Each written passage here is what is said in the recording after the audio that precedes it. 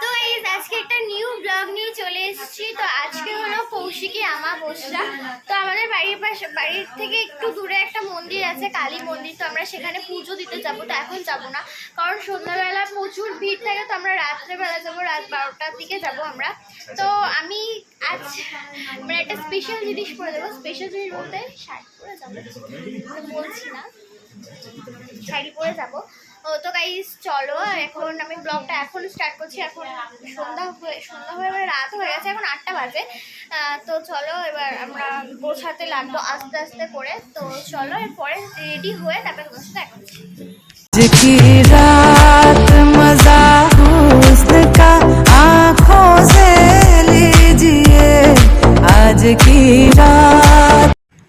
So guys দেখো, শাড়ি পরে ready হয়ে চলে এসেছি এই ভিড়ের মধ্যে পুজো দিতে।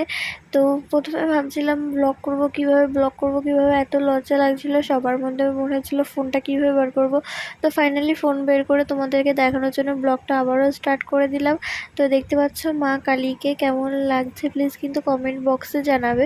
এদিকে পুজো চলছিল আর ক্যামেরাটা এরকম হচ্ছিল কারণ প্রচুর ভিড় ছিল। এর সাথে ওর সাথে ধাক্কা লেগে ক্যামেরাটা এরকম হয়ে যাচ্ছিল, কারণ ভিড় ছিল বলে এই অবস্থাটা হয়েছে। তো ক্যামেরাটা আমি ভালো করে ধরতে পারিনি, তো এর জন্য সরি।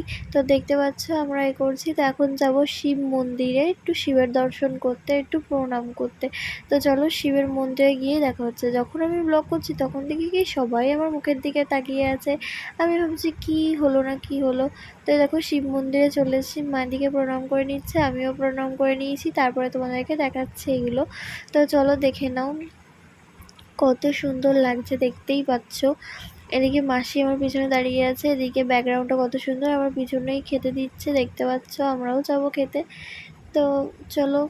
সো গাইজ এখন প্রচুর পরিমাণে খিদে পেয়ে গেছে, এখন যাচ্ছি খেতে। আর এত খিদে পেয়েছে কি বলবো, বলে বোঝাতে পারবো না, যেহেতু এখন রাত 1:30 বাজে।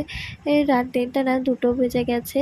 তো খেয়ে দিয়ে চলে এসেছি, এখন এখানে ধূপ চালানো হবে। তো আমাদের ভালো কথা বলা হয়নি, আমাদের প্রসাদে দিয়েছে খিচুড়ি প্রসাদ। তো এদিকে ধূপ জ্বালানোর পর আমি এদিকে চলে এসেছি একটু পুজো দেখবো বলে। এদিকে পুজো হচ্ছে পিছনে, তাও তোমাদেরকে দেখায়। তো এখানে যেহেতু আমি মানে ব্লগে কিছু বললে তোমরা শুনতে পাবে না, তাই আমি ভয়েসটা অ্যাডজাস্ট করে দিচ্ছি যাতে তোমরা বুঝতে পারো সম্পূর্ণ। আর ওখানে গিয়ে কিছু বললে তোমরা কিছুই বুঝতে পারতে না, শুনতেও পারতে না, ওই জন্য আমি ভয়েসটা অ্যাডজাস্ট করে দিচ্ছি। তো ওখানে বসে বসে আমি একটু পুজো দেখছিলাম। এরপরে বাবা বলছিল বাড়ি যেতে। তো বাড়ি যাওয়ার জন্যই রেডি হচ্ছিলাম। আর দেখো ব্যাকগ্রাউন্ডটা কত সুন্দর লাগছে, সামনেটা খুব সুন্দর লাগছে, আমার তো খুব ভালো লেগেছে। তো চলো দেখা যাক কী করা যায়। চলো দেখতে থাকো। সো গাইজ বাবা বললো যেহেতু বাড়ি যাওয়ার কথা, তো আমি বাড়িতেই যাচ্ছি। বাড়িতে গিয়ে তোমাদের সাথে দেখা হবে, কারণ অনেক রাত হয়ে গেছে। এখন বাজে প্রায় 2:30 3টা বাজতে গেছে। 2:30 তো বেজেই গেছে, 3টে বাজতে যায়। তো চলো বাড়িতে গিয়েই তোমাদের সাথে দেখা হচ্ছে।